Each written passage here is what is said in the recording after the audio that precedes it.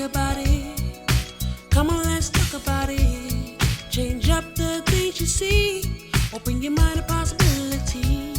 Find your power, passion, and your purpose. You know it's time for you to walk in greatness. Let's murder mediocrity. Slay your goals, live out your dream. Right now. Inspirational perspective.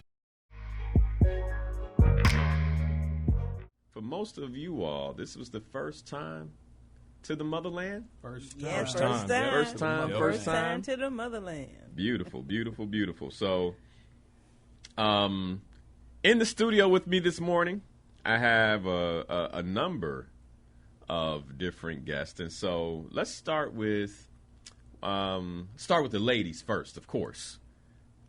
So, Deborah, good morning. How are you? Good morning, Linnell. I'm just fine, thank you. Excellent, excellent. And Deborah, so this was your first time to Africa, if I'm not mistaken, correct? Correct. All right. And first time to Ghana. Yes. All right, so just tell us a little bit about yourself and why you decided to go to Ghana in the first place. That's a great question. First thing in the morning. I'm a recently retired Chicago public school teacher. I was hoping to go to Ghana last year, but when the Delta variants hit, I said I just better wait. Mm-hmm. So this year turned out to be the perfect time.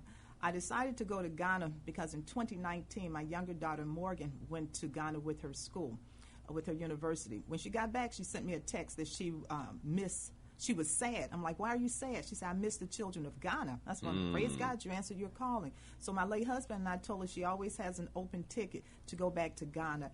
And she was so thrilled about Ghana. When I heard of your trip to Ghana, I decided I need to go and see what Ghana is all about, what made her so excited. And it was an experience of a lifetime. And Awesome. I loved every moment. And we're going to talk more about that in a moment here. But I also have Mama T in the studio with us this morning, also known as Minister Baker. And so, Mama T, good morning. How are you? I'm great. Good morning, fam. And so this was your first time on the continent as well. Yes. And I know you had some influence with going, but just share with us why you decided to go on this transformational tour as well. Well, my son, Elder Tony Briscoe, talks so much about your show. Okay.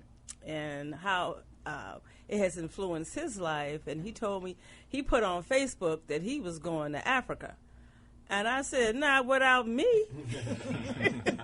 Mama going too. I put that on the post, and it was an enlightening experience because all my life I felt something missing. And for years I said to people that, I felt my ancestors calling. So to have the ability to actually go was beyond exciting for me. So that's why I went home. Beautiful, beautiful, beautiful. And Tony, since we have you here in the frame, my brother. Yes, sir. What about you? Like, what made you say, all right, man, this year is the year that I'm going to Ghana? Yeah, I was not supposed to go until 2024.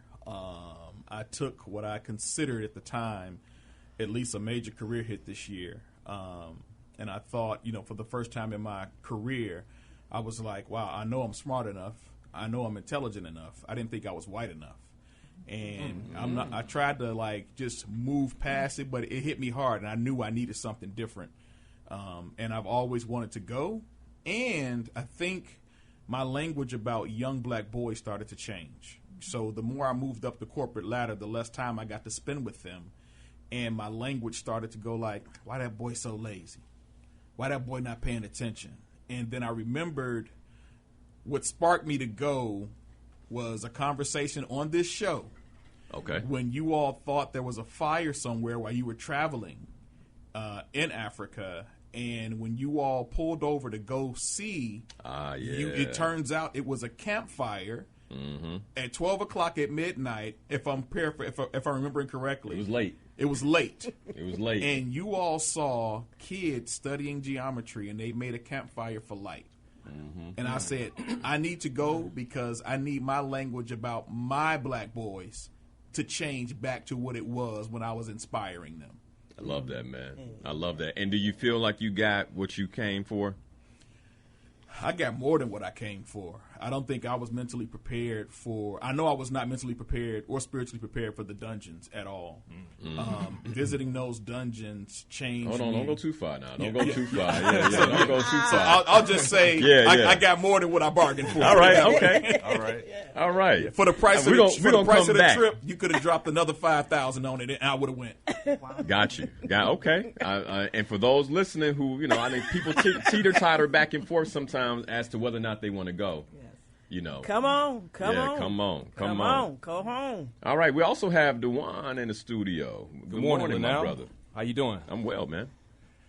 So you mentioned teeter-tottering. That was actually me. I was on the fence. Following your show, I was going to Rwanda. You had that informational session. I remember that, yeah. And the videos you showed, I was inspired. I'm like, I'm going there. So when I found out we were going to Ghana, I was on the fence, just with some, economic issues, dealing with the family, really tough time. And I'll just say, you know what, the Spirit, I'll just say God called me to go on this trip. There's a multitude of events, I'm not going to say coincidences that happened on the trip, but things that happened have definitely proved to me that I was definitely called. So I'll just leave it at that. I want to talk about your experience coming home. So we're in the airport just a week ago, just like a little under a week ago, right? Yes. And we're saying our goodbyes. We're saying our goodbyes to our Ghanaian brothers and sisters. We're saying our goodbyes to each other. What was that experience like? Like, just leaving what became home, and the listeners will learn more about how it became home for us. But leaving what became home to go, quote unquote, home. Like, what was that experience like? You can speak when moved. Well, for me, one of our family, because we're family now, called it going back to the divided states. And I just felt heart-wrenching. I was struggling. I wasn't ready to go. I was like, I finally got home. Everything black. And the joy that I felt, that peace that had been missing, starting to re-knit again. And I just wasn't ready. And I went separate from my family because I went on another airline. And being immersed again in the different ethnicities, I felt bereft. I was like, okay, now we do back here. So it has still been a process. It's been struggling trying to reintegrate, to get back into the world. But at the airport, you have every ethnicity, every language that you could imagine. But to actually go to the airport and to have the Ghanaians take me from the door to the gate, I still felt home. I still felt like Mama T.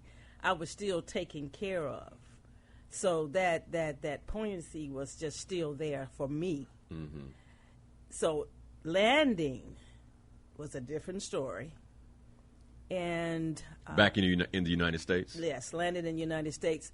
I felt breath again. I felt, I'm going to do this now that I know the truth. I already knew who I was when I left, but to have it affirmed, it's a total different feeling. Got it. Who else? Thoughts on how it felt to leave the motherland? For me, to leave, I felt like I was leaving family. I felt comfortable. I felt that is where I belong. I remember my daughter saying, Mom, when I got off the plane, it was like black heaven to see black people on billboards, black people everywhere you go.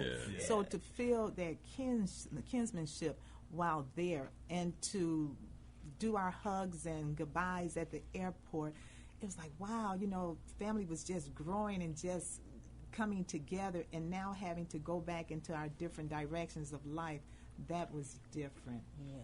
But just being there, I felt a part of it. And even sometimes people may say, well, that was your first trip and you don't know that much about it. But to be there and to be among the people, you feel right. You feel at home, like this is where I'm supposed to be. And it was a wonderful experience.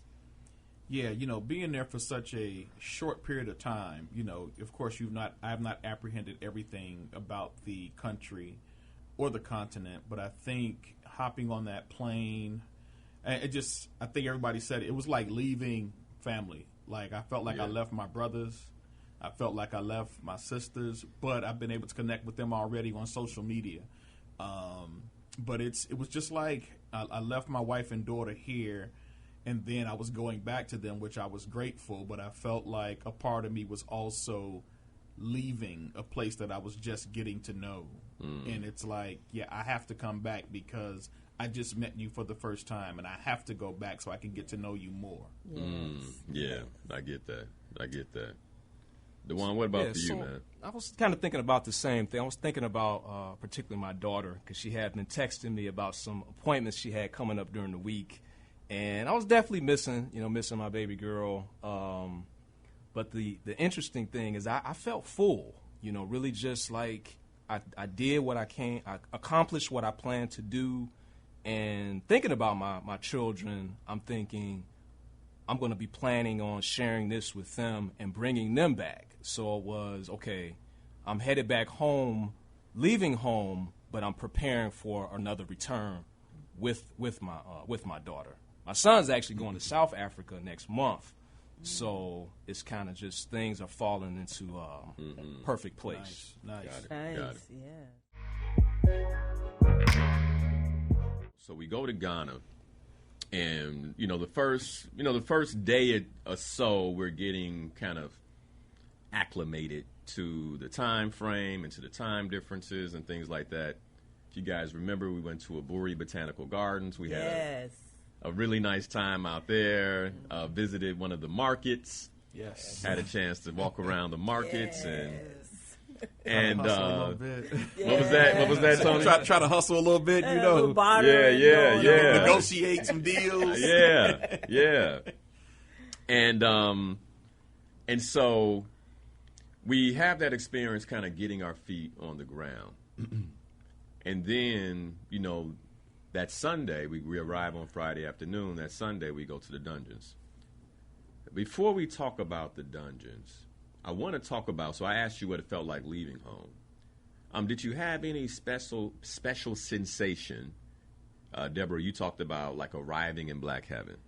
When you first got to the continent for the first time. And I know for me, when I landed in Ghana for that first time, I had been to Africa, I'd been to South Africa, I'd been other places, but there was something special about Ghana. And when I landed that first time, like I could feel it. I'm just curious for you all, like what it felt like to land, go through customs, and finally walk out that airport saying, I'm here. Yeah. I'm here. What was that experience like for you? Man, it was like I have landed in the motherland, home of my ancestral roots. This is like, I've been to Italy 3 times. It was like, oh, I'm going to visit Italy. Oh, I'm going to visit Italy. Oh, I'm going to visit Italy. I am home from where my people come from. And it was unreal. I remember a movie, I think it was with Richard Pryor. I think he had come back from Vietnam, and he kissed the ground when he came back. I can't think of the name of the movie it was, but I mean, I had that kind of feeling. Now, I was not going to be brave like Richard and kiss the ground, but to walk on, man, to just get off that plane, I was like, man, I have landed in a part of the world I have never been before, and it feels great. Yeah. Anybody else, like in terms just that feeling when you landed? I had a special connection Reason being, it was one thing to hear my daughter talk about her trip, but when I did the 23andMe test earlier this year, and to see that a great percentage of my DNA was from Ghana and Nigeria, so I'm like, wow, I can really connect, and I am home. So to go to the various places, I just envision my ancestors in those places walking those particular steps. Yeah. So, Deborah, you did do the African ancestry. Yeah, I did it earlier this year. And when I got it back and then heard of the trip, I was like, okay, so at least I have something to relate it to. Do you mind sharing your results? Oh, yeah. Most of it was gone from Ghana and Nigeria, some parts Senegal, and on down the list. But to see that the majority of it was from Ghana and Nigeria, I felt as though, I'm really connecting with my ancestors. Yeah, back home, back home. Okay, anybody else? Yes, for me, I've gone to Dubai, Jamaica, St. Martin, but when I got home, that was something else. I went grinning and cheesing, and I was just looking at everybody smiling, and it was reciprocated. Yeah. When I got to customs, they was like, I don't know why she grinning, but we gonna let her in. They knew. I don't know why. They I'm just knew why. grinning and just all excited, and the service I got and the security that I felt. Yes. Because even though I had downloaded everything, they checked. But the poise, the professionalism, I just got swole. I felt proud. Look at my people, hell in business. That's what I liked. Yeah. I just looking at them, and when I smiled, they smiled. They were trying to be, because they're like soldiers, professional. They couldn't help it because they just started grinning. Come on, mom. So I just got mom before I got Mama T. So and then when I got outside, and I had looked at the WhatsApp to see the team, I was just so excited to be home. I forgot everything. And then see the team that come to see me, I'm still tingling. It's still, it's a special place if you're African American. My family did, I know my ancestry back to 1742 for the white side. I know my mother's side and my father's side, but I didn't know my African ancestry. And I still haven't got the results back. And my sister did 23andMe, but it's still, I've always had that yearning. I know they have it, the Jewish people have done studies, and they're saying that we have ancestral memory, that a lot of times when we're in different experiences and exposed to different situations, that will rise up in us. Now they've already proven that, and It's called epigenetics. Thank you, and I've always felt that, different. So to get home, to see black on black, blackity black, to see in charge. Yeah, and just like you were called Mom, when I got off the plane, there was a series of Ghanaians there waiting for people off the plane, and one of them said, "Welcome home, brother." And I was like, man, dude, you just kind of, oh man, welcome home. It's just beautiful. And these aren't like, I want to choose my words carefully. These aren't like the people in town who may be trying to play off their emotions to get a little something. These guys are at the airport. Yeah. So there's no investment for them to say, welcome home, brother. That young man said, welcome home, brother. Like, we've been waiting for you. Yeah, man. And to add on to that, when I got into customs, I guess I was just grinning and cheesing too hard, y'all. The customs lady said, "You're so happy, we're going to extend your stay." I was like, yes! Nice. So it definitely was a feeling, I like Mama T said about the peacefulness. I'm actually thinking about when I got outside, how the air was so fresh. And the place was so clean. But that airport, it really was, it was so organized and just, they were happy to see us. And, my trip was built up because my last vacation was actually in Paris before COVID hit. And I got my itinerary a few days before we took off, and the first stop was in Paris, the first leg. I'm like, oh, wow, that's the last place I've been. And a couple of travelers mentioned that, hey, we're in Paris. Let's go somewhere. You know, we got a few hours.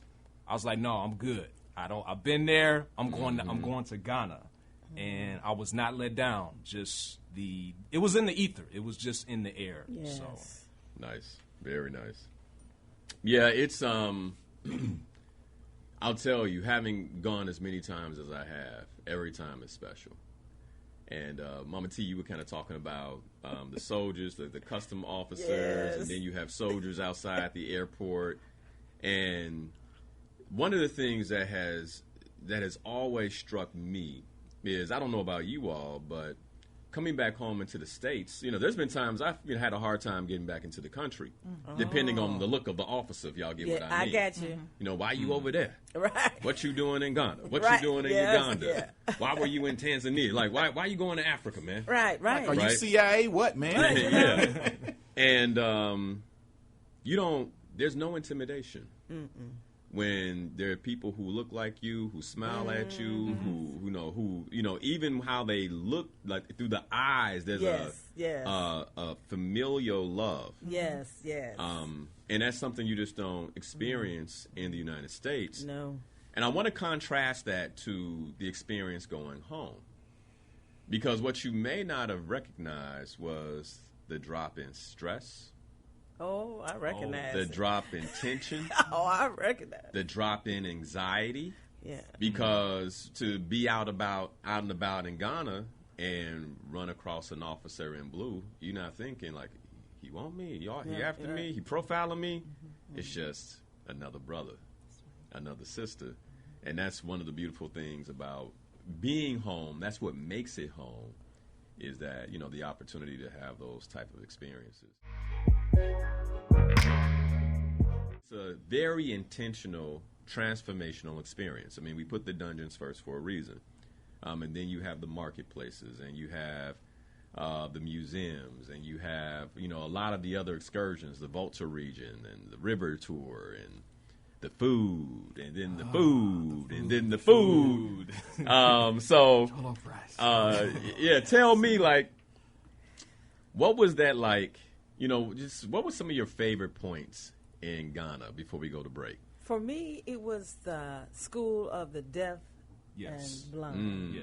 Talk more about that. And you having the drummers who were blind and drumming like they could see. Yes. And then have the dancers, some of them who were deaf, who couldn't hear the drums. But the secret, they were synchronized. But they could feel the vibrations. Yes, and the joy that they have. And then when they brought us out to dance with them, I had been wrapped in the African garb, so I couldn't really move around. But I was trying to do everything they was doing and just see the joy. One of the things that was so pleasant for me was the joy. Yes. One of the things that Transformation Trip did for me is that Linnell told me that, I'm being a nurse and I work in oncology, and I've been a nurse for years and a minister.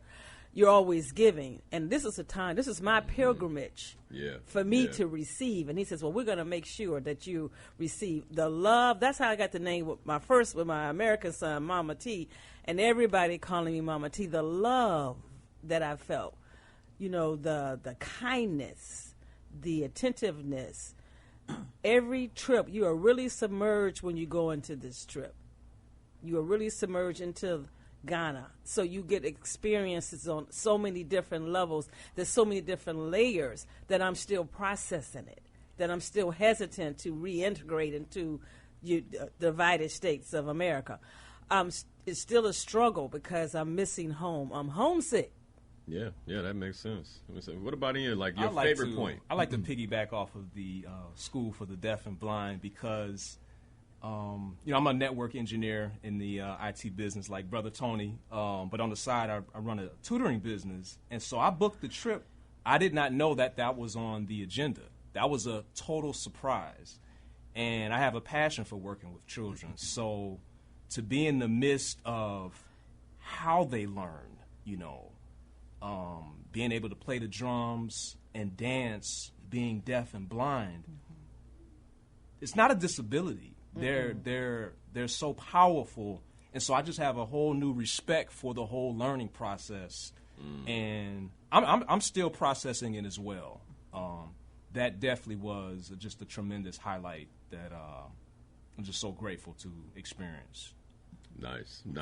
For me, of course, the School for the Deaf and Blind was awesome. Everything was awesome. But what kind of stood out to me, one of the things that stood out to me, was going to the CD beading industry. Yes. I said I wasn't buying any bracelets and all this stuff, because I know this stuff is mass produced in a foreign country. You know, then they sell it over there. But I sat and I watched that lady show us how those beads were made, and I just kept saying, wow, this is STEM, science, technology, engineering, and math. Just from making the beads, how they had to make sure the glasses were compatible, how they went through the process of the science, putting it in the oven for so many days. So when they finished, I could not help but applaud and try to buy up as much stuff as I could, because I realized this is authentic, and to see how much skill and precision with the hands of designing the jewelry. It was Painting it, absolutely fabulous. And it was African owned. It was African So owned. it wasn't mass produced from That's China. right. That's right. I got all my Ghanaian stuff That's on. right. Yeah. Anything else, Deborah, for you? Everything was just, Linnell, everything was just fabulous. All this week, I've just been thinking back on the trip so I can understand what my daughter mentioned, how she missed everything. All week, I'm thinking about the School of the Deaf and Blind. Yeah, I'm thinking about this part. For anyone who has any doubt, this is the trip for you. Definitely. Awesome. Brother Tony? Yeah, man, it's so much, but I really want to, I think Auntie and I were the only ones who went with Bishop Lance Davis into the village. Right. And Right. I get And when it you say because- auntie, tell them who you mean. I mean, Miss Brenda, who was on the trip with us, she photographed everything. We are speaking her camera back into her hands, into the atmosphere. Yes. They come back. She has no doubt it will return to her. But we went into. And Tony, can I say this real please. quick? I want to say this real quick because one of the things that happens on these trips is you become family.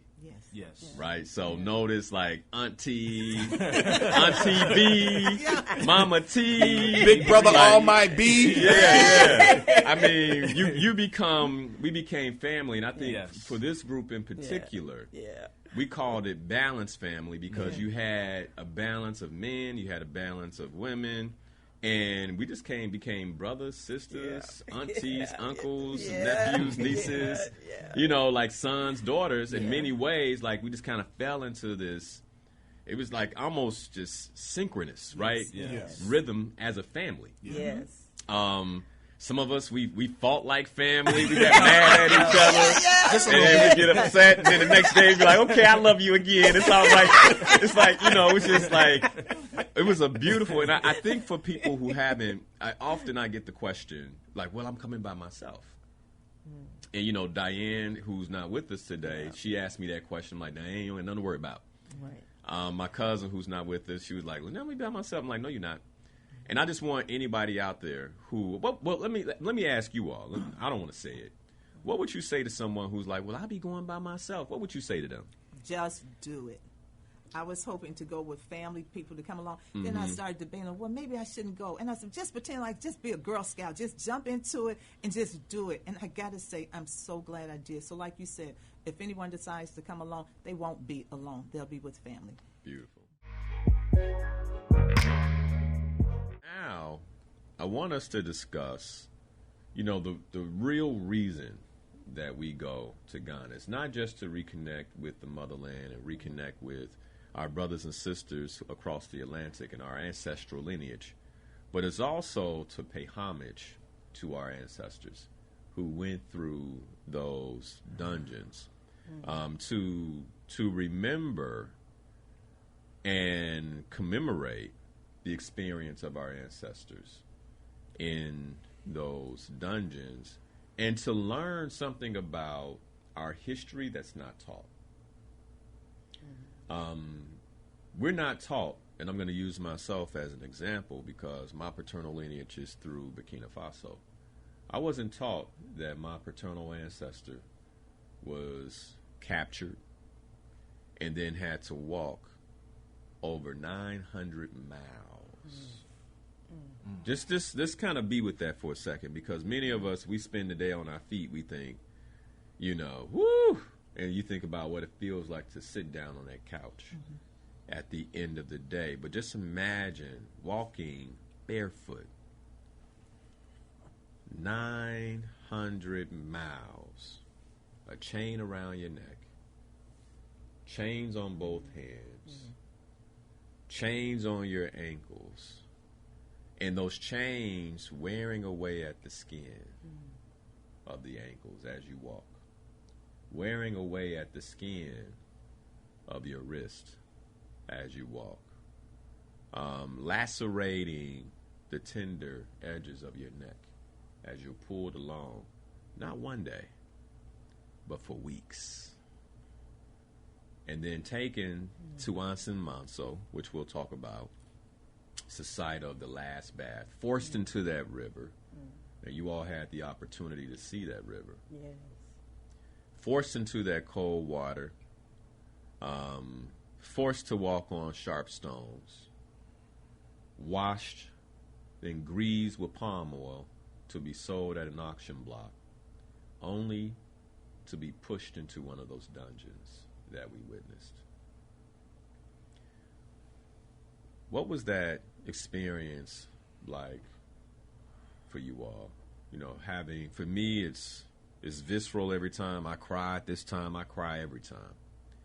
I'm just curious what the experience was like for you all as you walked into those dungeons and witnessed where 80% of our ancestors, 80% of the dungeons were right there in Ghana, the other 10% Senegal or Cameroon, respectively. But many of our ancestors came right through those dungeons. What was that like for you, to be in that space? Well, for me, to put my feet down there, and I'm still struggling with having stiff knees and just putting my feet in the water. It was In Ansimanso. Yeah. It was there was no words between crying and actually singing, trying to soothe my soul and connect with my ancestors. I know I went to the side after getting in the water and seeing the rapids. So that water is, some areas is rapid. You could just get swept into it. Was awesome. But to actually go into the dungeons where they had to dig down to get to the actual base, they had to dig through the feces and the debris to get down to the actual base of the dungeon. I remember just speaking in tongues and singing a lament to let them know that they are not forgotten. Because when I went back for an apology. Why y'all put my tail on the boat? And to actually go back and to experience what they experienced, actual, was humbling. All apologies, all forgiveness automatically came back. Apologizing to them that they had to endure that brutality, that inhumane treatment, the cruelty, and to see that the church was on the second floor, condoning the whole thing, Protestant and Catholicism. And being a minister, I'm still struggling, wrestling with that. Yeah. Learning about the slave's Bible. But actually to put my shoes, on the ground of the dungeons was like putting my hand on my ancestors and saying, we're back. Yeah. All your sacrifice, all the degradation, you still won. Yeah. We're back. And I'm getting choked up again just to experience. There's no words. You're not complete as an African American. What I know, you talk about mixed culture, but if you have 1/16 black in you, you black. And to go back to see how you were mistreated, ignored, it's chattel. It's worse than cattle. but more valuable than gold and ivory, because they came for you to take you. Yeah. I'm going to let some more family talk. Yeah. Yeah, seeing the dungeons definitely is part of the my transformation. Some of the things that come to mind is, just the feeling cramped, in that space, 100 men, 100 women, suffocation, no air, total darkness. Yeah. Obviously being starved of food, and then, like Mama T said, being, there's no bathroom. You can't go here. There is waste is right there, up to your knees. For our ancestors to be able to come through that, I have no complaints here. Whatever struggles I'm going through, that's impossible. That had to be seen as impossible, that their lineage would ever return home, would make it through this terror, and then we're able to come where there are ancestors. Us coming home, Yeah. we've achieved the impossible. Yeah. So now I'm taking that into my my being. Yeah. I can accomplish anything. Nothing is impossible. Yes. Their faith, all they had was their faith. So I'm still processing it. It's really difficult to put that into words. Dewan, but Dewan, to that point, I appreciate you, because one of the people on Facebook asked, like, what specifically transformed, and what I hear you saying, if I may, and then you can correct me or expound, but what I hear you saying, because this is what happened for me in that dungeon. There were areas in my life where I had allowed myself to become victimized. And I think as African Americans, often we do that, white folks did this, white folks did that. My boss is doing this to me. Yeah. And we have these complaints.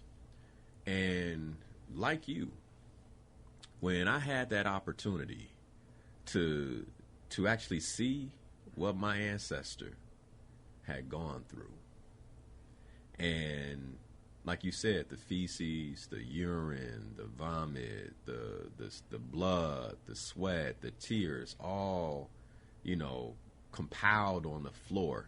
I'm sharing that with my ancestor, sharing that with your ancestor, and every other man in that dungeon, up to their ankles, halfway up to the knee, filthy. That's what I saw in that, was true victimization. And I'm like, man, like you said, never again will I stop and pause or allow any, my feelings hurt or they did something wrong to me to stop me from going where I intend to go. That was the very, very clear transformation for me. And it sounds like the same thing for you. Yeah, you definitely hit it on the head. I mean, that's, talk about difficulties here, like, thinking about, battling depression.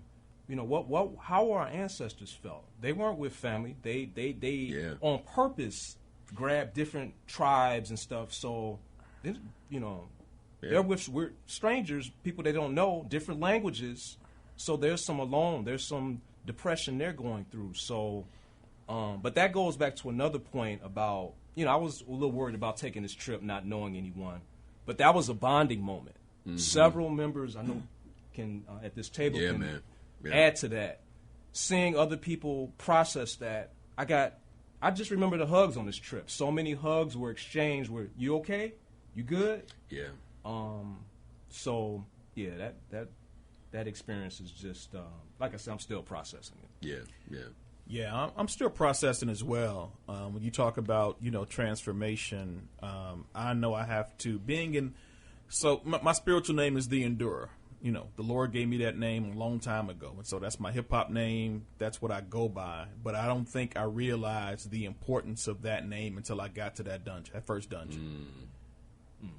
I am from a people of endurance. Yeah, brother. And I look at Yah's will. I couldn't have taken that job. Because I would have missed this trip. And God in his divine wisdom said, this is way more important for your life than any position you ever think you want to achieve. Mm-hmm. Which is, it's the transformation is I am reevaluating everything that I am doing. And that's from finishing the purpose course, knowing what my purpose is, and being there just reaffirm where my focus should be going. If I really want to help black men, if I really want to help black boys, those dungeons were vital for what I have to do and the work that I have to do.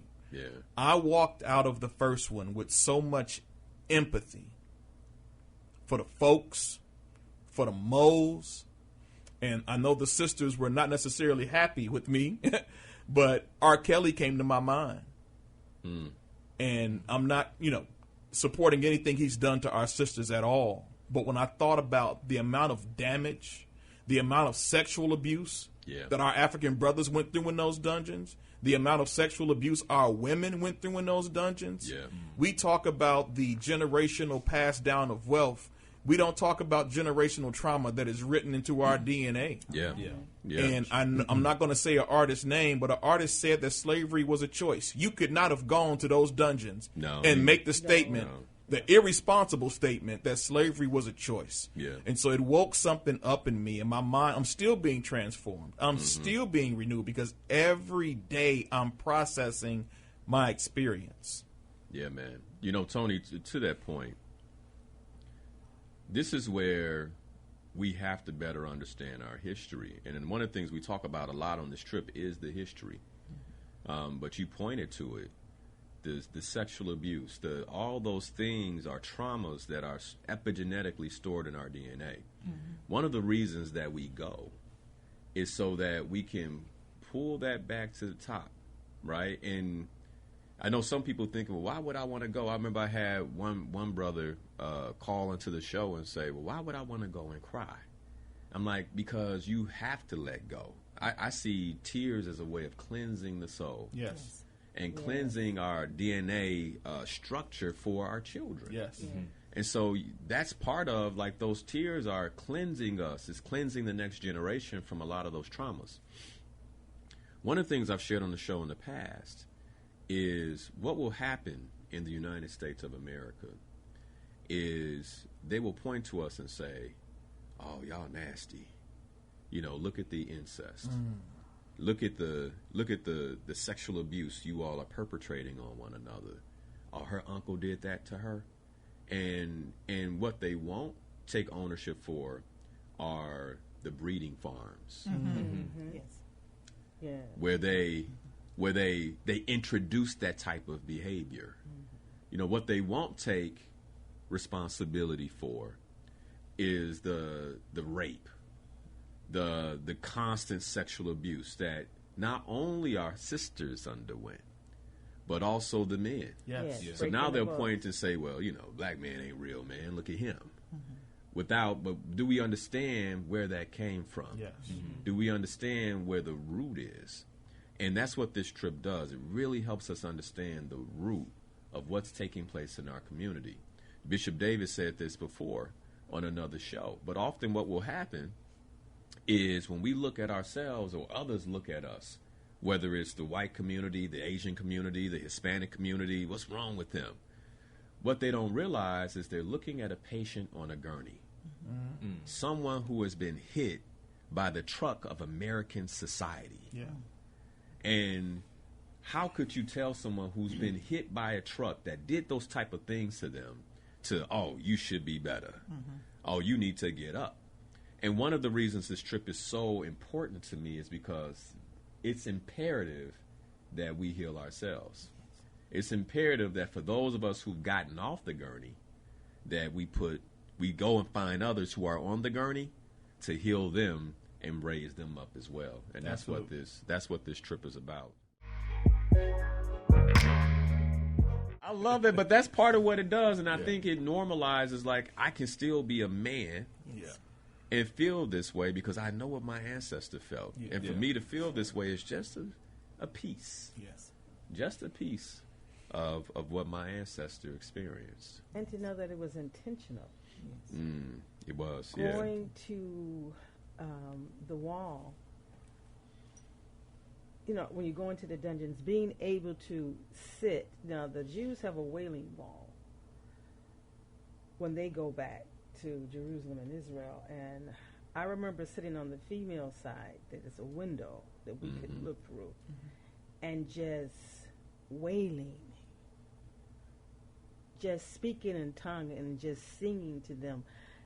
Obviously, I can't go back and soothe them, but to let them know that their return, that their legacy came back to see them, to reconnect, to acknowledge them, to love on them.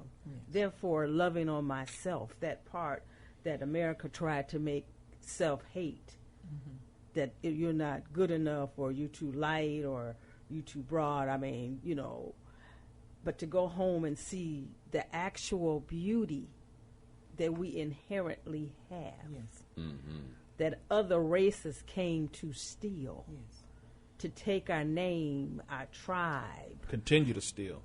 Continue to still raping Inappropriate. Africa, taking the resources and not giving the correct amount of money. The fact that Ghana still has 13 CDs to $1 American dollar because they're still not contractually correct. How they're still stealing and not paying for it. And while we're hearing about Russia, but we're not hearing about Haiti, we're not hearing about Nigeria, we're not hearing about West Africa, South Africa. You're hearing snippets, but that's on social media. You're not hearing about that in the mainstream. So when I look at it now, it's like, no, I need to know about my people and how we've affected we have influenced every aspect of this nation. Everything they've taken from Africa, still taking from Africa. But to go into those dungeons, it really does an awakening inside of you. And for me, leaving with the pride of Africa, me leaving with the thanksgiving that they didn't have a choice, that they were sacrificed, but to come back and let them know that their sacrifice was not in vain. Yeah. Deborah, what about you? For me, everywhere we went, I just envisioned my ancestors there. On the grounds of the last bath, I just envisioned them barefoot, touching the soil. They loved the land, they loved the soil. And for the last time, really touching what was familiar to them. Because after they went through the last bath, they were taken to the dungeons on someone else's grounds. I envisioned, and I was so apologetic. I'm just, praying, forgive us. And so many times people said they didn't have to endure that. They could have gotten away if they wanted. We all know that's a lie. To stand there in those dungeons, I looked up and to see those 3 little holes. I'm thinking of people who are used to being free out there about everything, to see those 3 little holes, see just a little smidget of light, thinking, okay, Total there's darkness. a little light, I'm eventually, get out, be able to breathe or whatever. And once the doors opened, this is all me envisioning, once the doors opened and they saw they were being led out, in their minds, perhaps they're thinking, finally, okay, this is starting to make some sense. Finally, I'm going to be able to go back to my people, only to be led into a ship and to look back and be fearful. I'm just thinking all thoughts, to be fearful, not knowing what's going to happen, not knowing people around them. But by the time they're pushed on those ships, thinking, I don't know where I'm going, but I got to trust God that everything is going to turn out okay. So, just to stand there and just envision what could possibly happen, it was transforming for me in a number of ways as we continued the following days on the trip. So, Deborah, I'm going to stay with you, and I just want to hear from you, because we have the opportunity to then go through that door of no return. And for those of you who have never been to Ghana, what we do is we actually walk the path that our ancestors, as best as we can, we walk the path that our ancestors took out of the gates, where it's called the door of no return, where they left and they were, our ancestral line, left the continent for the next 200, 300, 400 years. Yeah. And we have an opportunity to walk out that door and then walk back in. And we do that in honor of the ancestors. Deborah, what was that experience like for you? Linnell, that experience was really great because I paralleled that with something that we did a few days later. And I won't get ahead because I don't know if you want us to get ahead on that or not. No, go ahead. Go ahead. For me, when we went to Cancun, the national park, and we had to Cancun, and we had to climb what I consider like 8 flights of slippery stones. You know, just breathing every step of it, just trying to breathe every step of the way. My Lord, you know, just help me. Okay, why am I doing this? I know why I got to do this. And to go up those 8 flights and then to get to the bridge. And there were 7 bridges, suspension bridges, right? Mm-hmm. I knew I had to do this. And this is how I know for myself that it was so transforming. Because when you all asked if people wanted to go across, you know, I knew I wasn't going to be the first. I'll follow the leader, whomever goes. But I knew I had to just jump into it and do it. So for me, because this trip has been building up for me, I remember, hey, I got on my mommy's bracelet. And, you know, I've had so much on my heart. Just, you know, this was my healing journey. So as I stepped on that bridge, I could picture my mom praying in one ear, my late husband singing in the other. And I picture my children on the other side of that bridge needing me. And the song, Ain't No Mountain High Enough, just kind of playing in the back of my mind, right? You know, I had to get to my children no matter what. So I didn't look to the left. I didn't look to the right. I didn't even look down at how deep it was. I knew I had to stay focused on trying to get to the other side of each bridge to be there for my children. So, you know, for each bridge, I was like, okay, I did that one. Okay, I got to do the next one. I didn't even bother to look when people said there were monkeys. You know, they took pictures of monkeys on some of the trees over there. I'm not looking at that. I just had to stay focused. And for me, when I was able to accomplish that, that was healing for me because I had to leave all of my hurt and pain, you know, thinking about my husband, my mom. I had to leave all of that behind me. I had to drop that off. And I had to stay focused on my children who were ahead of me, for the present, and for the other things that God will have me to do in life. So for me, it was truly transforming because once I finished those 7 bridges, I was like, I know I can do it. I had the faith that those ancestors may have had in the dungeon, not knowing what the future will hold, but trusting that God will lead and direct them. And that's the way I felt going through those bridges and being transformed with this trip. The journal, I give the travelers a journal, and that's day 5. And we call day 5 Conquering Fear. And I'm sharing that because I really want people who have been on the fence about this trip to really understand, like, the transformative nature of the trip. Day 5 is conquering fear. And the reason we're going at that is because many of us, not only have we been victimized, but there are places that we are stopping in our lives because we're afraid. And when you get present to what it took for our ancestors just to take a breath, just to say, I will live. Yes, sir. Because many people gave up in those dungeons. Many people died in those dungeons. Like, let's kind of go back real quick to the numbers. You know, I talked about walking from Burkina Faso, my paternal ancestor. 33% of them died. Think about that. 33% of them didn't make it. And then when you get into the dungeons, another 33% didn't make it out the dungeons alive. Then now we haven't even gotten in a ship. And we already know that many didn't make it across the Atlantic on that voyage. And so for those of us who are here, this is why I say we're the strongest of the strong. And there's so much propaganda and media pressure for us to see ourselves a particular type of way. Because if we really begin understanding who we really are, there's nothing that we can't accomplish and nothing that we can't do because our ancestors already proved it by living. That's true. That's right. By living. By living. Seeing the door of no return, I imagine a slaveholder taking one of the captive children, taking him up to the highest point of that castle, and this young boy watching his parents sail off. And him making that young boy watch his parents sail off until you can no longer see that ship going across the Atlantic Ocean. Wow. no language translation. That door of no return was supposed to be the death of our people. Because after you use us, you kill us. I cannot imagine what it was like being at the presence of pure evil. Yeah, man.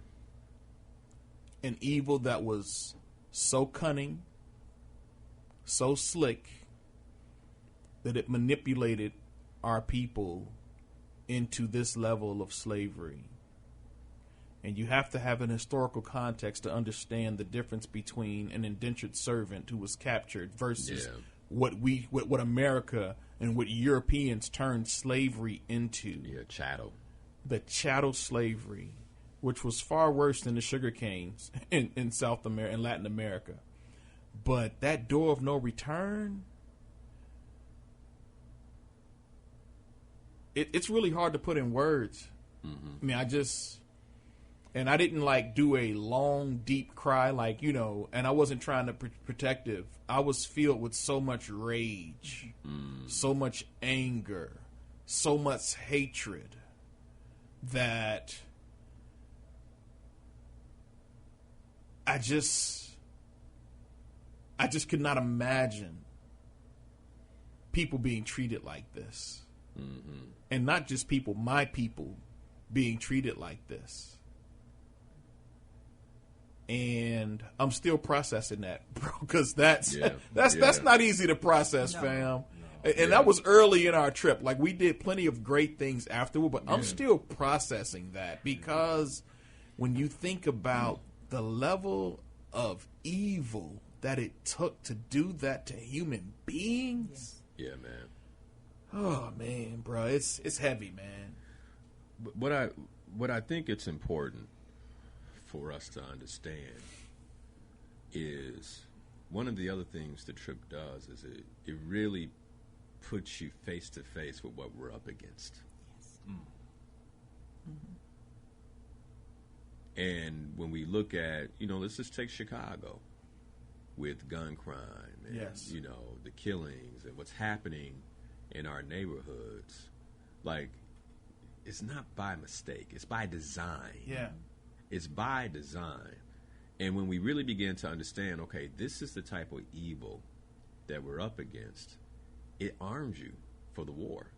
And I'm afraid to say that many of us African Americans, because we don't have the proper context, then we don't even begin to understand. And now take, you know, critical race did not even want to take it out the schools, part because they don't want you to understand how insidious and how evil that whole process was. And they can be. This system can be. We see elements of it. But this trip is an opportunity for travelers to remove the shroud. One of the ways that I've explained this in the past is, and you have to ask yourself, which are you?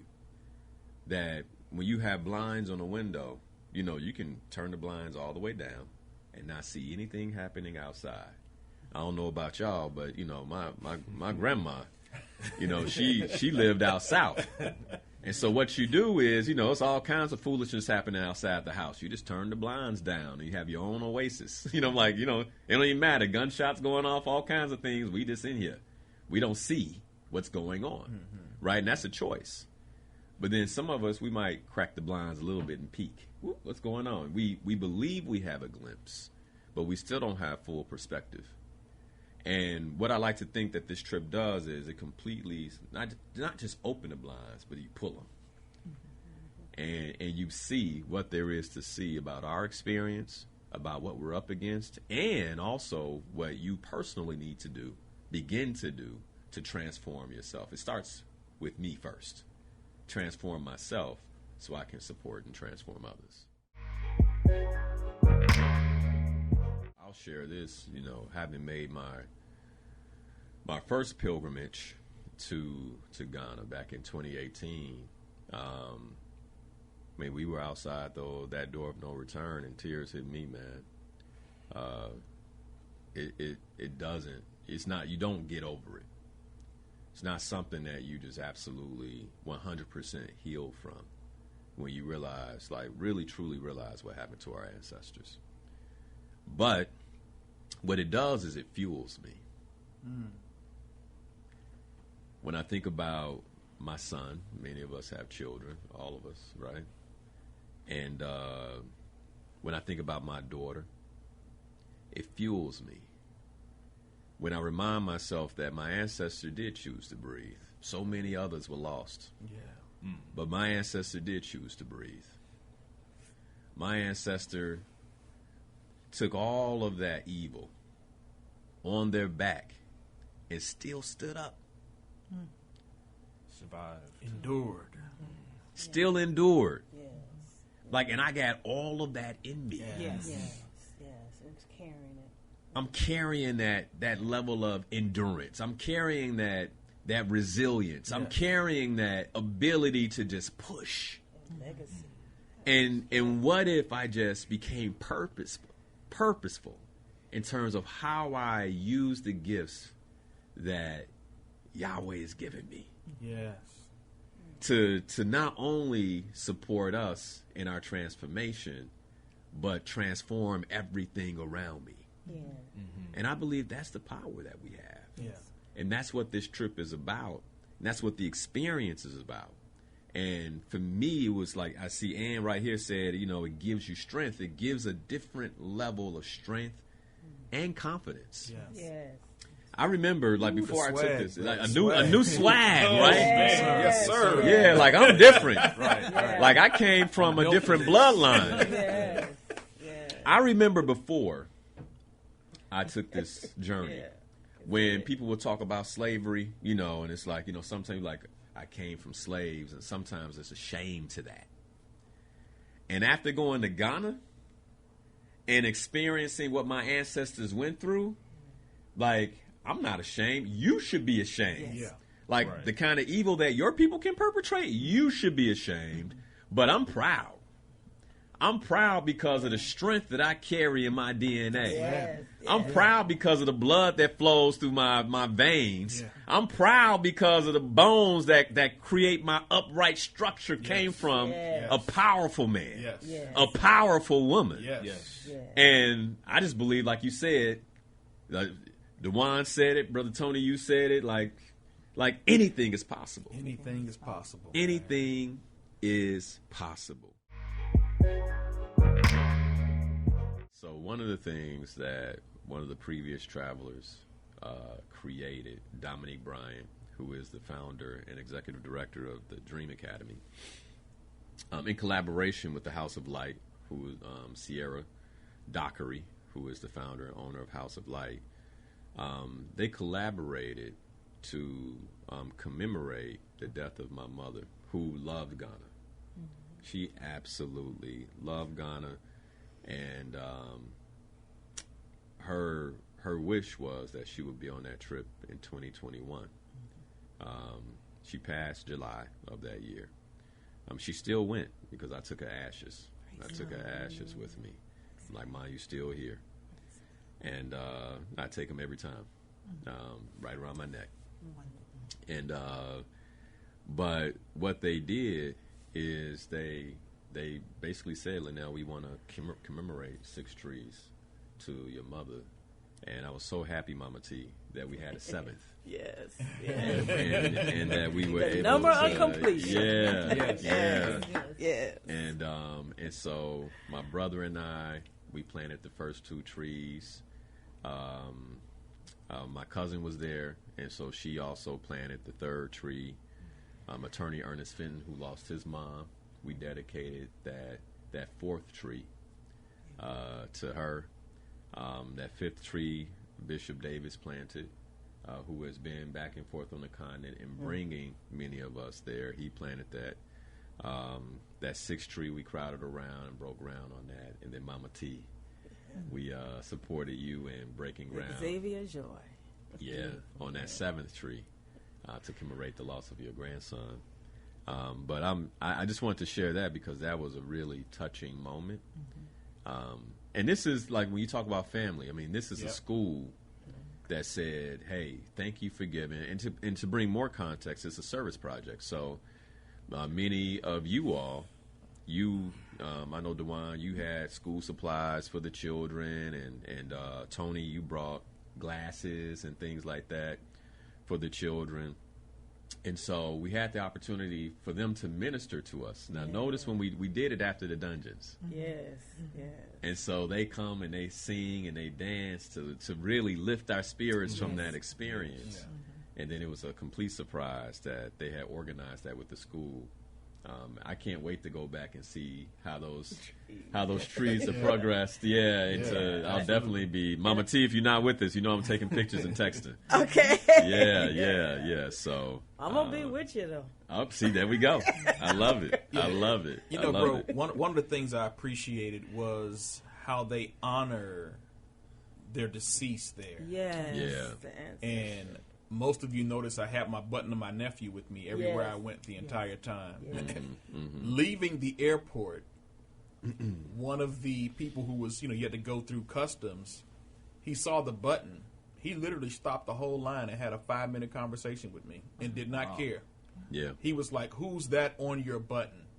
I said, "That's my nephew. He died." "How did he die?" And I said, "But this is what." He's like, "I want to know the story behind it." Wow. And nobody said nothing to that guy. Amen. And I was just like, he could have just been like, "Oh man, sorry to hear that. Be gone." He wanted to know about my deceased nephew and why I was wearing his button. But the way we drove from Cape Coast to the Vault, wherever we drove, we just saw the honoring of their deceased elders. Yeah. And it was just, I was like, wow, they really celebrate life. Yes. Circle. Let's not forget, we did drive past, we were like, "Is that a church service?" They're like, "No, that's a funeral, bruh." Yeah. It was was a jumping. celebration. It was a celebration. And And we were just like, wow, they really celebrate life. The banners they had of The their banners. deceased. Yeah, we ain't talking about flyers, y'all. No, We're we talking talking about about banners. Banners, that's right. Like banners on Billboard, buildings, right. billboards. Yes. And I just said, like, wow, they really celebrate life here. They do.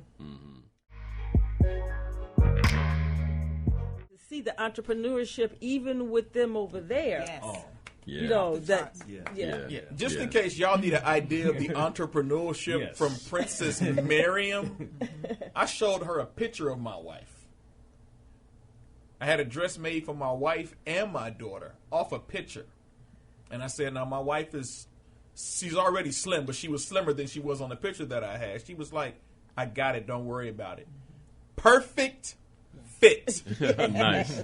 She even put my daughter's dress on. It fits so well. It's a little shorter, but I can rock this one too. But I mean, just the first of all, we have to make note that women are highly esteemed in Ghana. Yeah. Yes. Highly esteemed.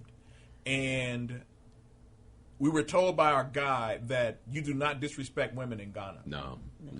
They hold, women are, first of all, they're the leading entrepreneurs in Ghana. That's Yes. right. That's right. But the thought of disrespecting a woman, a black woman, an African woman is foreign to them. Yeah. And what I appreciate, I put a post up yesterday that I was gone in the motherland, and not once did I hear a black man call another black man the N-word, and not once did I hear a black woman refer to herself or another black woman as the B word. How about that? And then I returned. Wow. Yeah.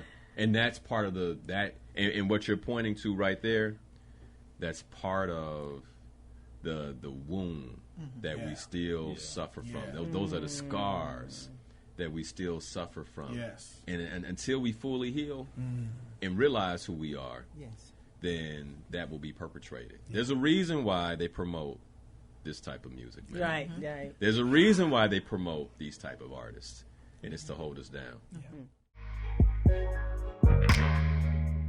I just want to hear from you all. Anything, just share maybe 60 seconds of anything that you just feel like, you wanted to make sure you shared it. Maybe you haven't had an opportunity, It could be, to someone who's on the fence to going. It could be a personal experience. It could be one of gratitude. Whatever it is that you want to share, just want you to take 60 seconds to just share before we close out the show. I'm thankful to have gone on this trip. This was a return to Ghana I was hoping to make with my husband and my daughter, because when she graduates with her master's in public health, she's returning to Ghana. And we were hoping to make that trip together to be of help to her any way she needed. But this gave me an opportunity to move forward. And after going to the school for the deaf and blind and seeing the need, it just affirmed my thoughts and my intentions of doing whatever I can to help Linnell and those who are there to help our people in Ghana. It's a wonderful trip. So if anyone is thinking and they're on the fence, please trust me. Just do it. You'll be glad you did. Awesome. And Thanks for that. Real quick, Mama T, before she goes, if you're thinking, get on the wait list. You can go to LinnellHarris.com/Ghana 2022 to get on the wait list. Go ahead, Mama T. For me, women, as you said in the media, you always hear them call each other bees. When I was wrapped, I got the waist beads. And when they put the waist beads on me, the lady said, now you're an African queen. That did something to me, and you should have seen me walking in.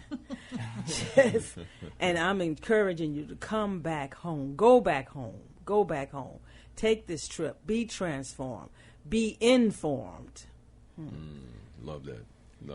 Yeah, I know Champs is preparing to take some young men next year to Ghana, so I'll be sure to share my experience with Vondell, who I know you've met and has been on your show, Lionel. But I just, it's making me appreciate what the Noble Network is doing with Black Boy Joy, being intentional about the healing the damages of racism towards black boys. It makes me appreciate being a part of that team. But I am grateful for Lionel, and for the main reason, this brother has been in my life longer than I've known him, because I listened for years before we even spoke a word to each other. And one thing he always says on his show, if you're a regular listener, don't take my word for it. Go see it for yourself. So my closing words are, you don't have to take my word about my experience in Ghana. Go see it for yourself. Love that. Thanks, Brother Tony. I'll just add a few words. This trip had everything that I needed. And, Tony was talking about positive music and how we speak to each other. We kicked it on this trip. We didn't really talk about that. Yeah. Going out to the clubs. Yeah, we did. Road trips. Yeah. The music is a thing. It's a vibe. Maybe a little Afro samba, salsa, or a little, maybe a little house. I don't know what we call that vibe. But I asked, some of the Ghanaians there, what are they saying? What's the words? Oh, brother, they're saying praise God. Uplift. Yes. Wow. That's what you kept You in the hearing. club. You in the club. But you kept hearing it. Yeah. And I'm going to keep that. I've downloaded some songs. I've asked Need to send me some of those tunes. Afro I'm going to beats. keep that. Afro beats, exactly. Yeah. So I just want to close with that. That's beautiful, man. Yeah, That's beautiful. Yeah. Thanks for sharing that, Dewan. Man, I just want to thank you all for your trust. And for your courage. It's not easy to follow a brother across the Atlantic. Across the street, bro. Yeah. Let alone cross the street, right? Because he said some stuff would change, right? Right. That's not easy. And you all, you put your trust in that. And I don't take that lightly. You put your trust in me. Your lives, really. I'm taking you to a completely different country. Feeding you new food, taking you new places, transporting you, and you trusted that, and But I the appreciate safety, that. safe, Totally safe. Yes, 100%. safe And and so, love. I thank you. Perfect. I love you all, Love you Thank too, you. brother. and Yeah. I'm happy to have new brothers and sisters in my life for a lifetime now. Yes. After Yes. having this experience, and so Aquaba, and thank you. Thank you. See you. But that's it, pa. Yeah. Hey, my inspired peoples. Linnell Harris here, certified ontological coach and trainer. I'm so excited that you're watching the channel. By the way, did you know you can catch the show live at 7 a.m. to 9 a.m. every Sunday morning? You can. All you have to do is go to my Facebook stream, Coach Linnell Harris. Catch the stream live, or you can listen to the radio show via iHeart at WVON 1690 AM. But since you're here, if you love the content, I ask that you share it, like this particular video, and subscribe to the channel. I hope you're having a great day.